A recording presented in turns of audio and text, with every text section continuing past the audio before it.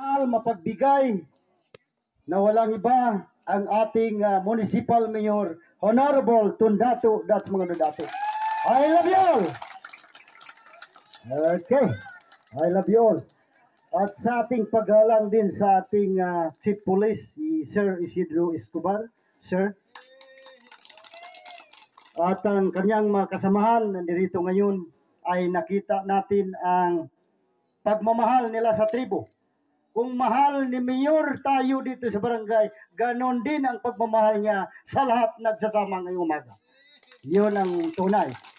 Kaya kami naririto ngayong umaga ay ating ipabot ang programa natin ngayon, that's program Public Consultation Dialogue, Municipal Tribal Council Leaders Feeding Program. Bag kandon ikdeuto di Kolon Biao. Ibig sabihin, malaki ang kanyang pagmamahal sa tatlong tribo sa bayan ng Colombio. Iyon ang totoo dito sa ano natin. Kung pag-usapan natin ang public consultation, ipubliko natin ngayong araw, ngayong umaga, kung ano yung ikonsulta ni Mayor sa atin at saka si Chief Police natin at lahat ng mga leaders, ikonsulta nila sa atin ngayong umaga. At bakit may dialogue?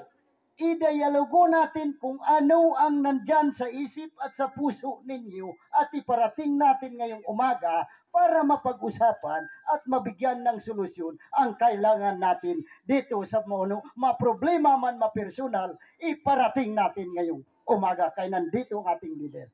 No? Yun ang totoo, pinaka-objective namin dito. Hindi ninyo tinitingnan yung naka-file dito ng mga tao. Kumbaga advertise yan. Yung dito, yung nakaganyan, kasi may question mayor yung mga dito. Sabi nga dapat yung mga tribal chieftain. Sabi ko, huwag ninyong tingnan. Ang importante, yung public consultation dialogue. Kung anong programa ni Mayor sa bayan ng Colombio at programa niya sa tribo, sa lahat ng tribo, mapakinggan natin ngayong umaga. Nandito ang ating chief dahil na priority dito na para mapag-usapan ang inyong conflict, mga maliit na problema dito. Alam niyo kung bakit?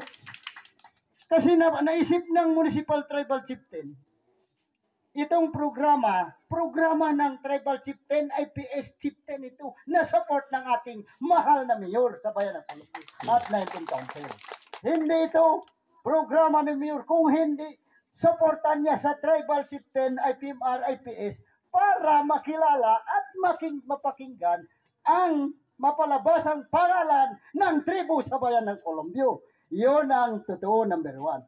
Yun din. Kasi napansin namin, maraming mga issues. Kaya, para madialog. Kung minsan, magreklamo kayo kay Kapitan, magreklamo kayo kay Chieftain, IPS, IPMR, mas maganda.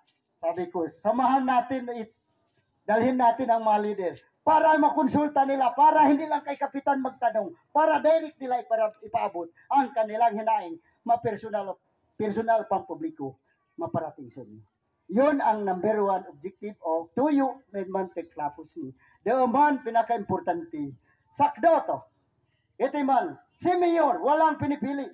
Ang pinaka-importante doon, mapasabi ko, napansin natin, si Mayor, ang opisina niya, ginawa niyang kusina sa tatlong tribo sa bayan ng Colombio. Iyon ang napansin nyo. Maliban kung kayo hindi kayo magpunta doon. Iyon ang number one para makonsulta. Kasi maraming chismis. Mas maganda yung chismis. Iwala natin para malinaw sa inyo. Para makonsulta ang inyong programa, kalsada, o anong mga hinaing nyo dito. Kung gym ba, o anong para maparating diretso. Kasi yung mga problema para ma-emphasize, mapaliwanag, nandito ang ating Chief Police. Grabe yan. Magtulong sa tribo. Pero kung kriminal, magtago kayo, takpin natin yan. Kaya baguhin natin ang hangad ni Mayor. Kung magsasaka tayo, ay magsasaka din. Yun ang pinaka-importante, mabatas ang pagtingin sa atin. Yan lang po at magandang umaga po sa inyo lahat.